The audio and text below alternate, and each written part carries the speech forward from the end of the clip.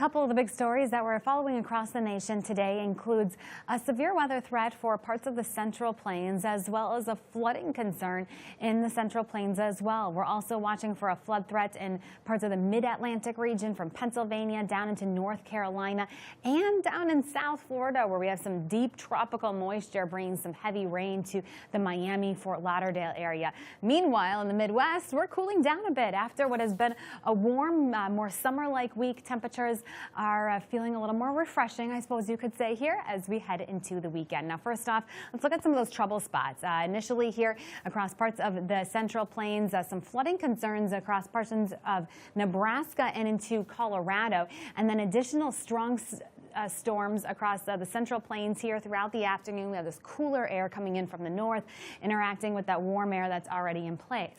Then off toward the northeast, plenty of wet weather down toward South Florida, 2 to 4 inches possible down toward Miami today.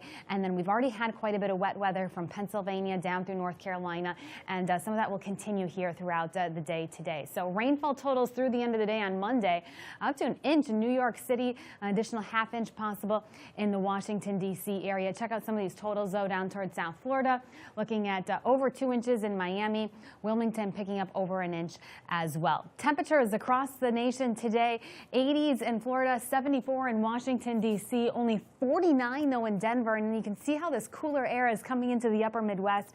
65 feels a little more spring-like rather than summer-like in the upper Midwest for Minneapolis, but very warm, though, just to the east of that area. And that's where we're going to see some of that instability as we head into the afternoon. We're up to 87 in St. Louis, 90s down toward Texas, from Dallas to Houston, where highs are in the low to mid 90s.